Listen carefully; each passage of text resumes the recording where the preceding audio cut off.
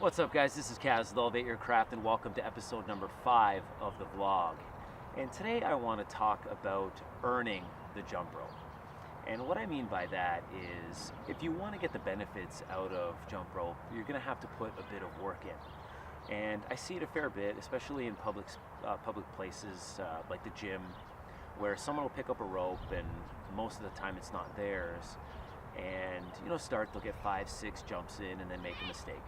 And then 5, 6, 7 more, make a mistake.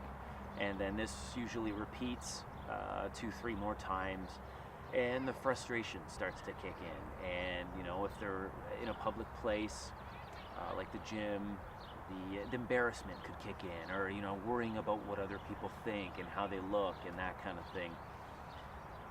First of all, don't give a shit about what anyone thinks about your training. You're there to improve yourself, and that's what you should be focused on. I went through a ton of that early on, where I was just preoccupied with who was watching me and how I was performing, the fact that I couldn't make any mistakes. But that, it does nothing for your training, especially early on, because that preoccupation takes focus away from your routine, focus away from what you want to do, and interferes with your mentality. So the quicker that you can avoid that and just do your own thing, the better you will be. And the key is to just expect mistakes. They're gonna happen. It's inevitable, but use them. They're actually very valuable. If you can break down your mistakes, you can see what you're doing wrong, and use it. Use it to improve, and then focus on those areas, and eventually you'll get better. So I always kind of say to myself, don't fear mistakes, but don't become too comfortable with them either. So they're there for you if you're paying attention, so use them. And it's a skill. Jump rope takes a bit of time to develop, and no matter what your goals are, whether you just want to jump for fun, all you want to do is single jumps, whether it's endurance or just a light cardio session, or if you want to get to advanced skills and you don't want to do a lot of tricks and combinations and endurance and power, no matter where you want to go, especially if it's just the basics, it's going to take a little bit of time to get there, but the rewards are very valuable. So I really encourage you to put that effort in, to deal with the bit of frustration that you're going to get, to deal with the learning curve, because like any skill, it takes a bit of time, but it's also very rewarding.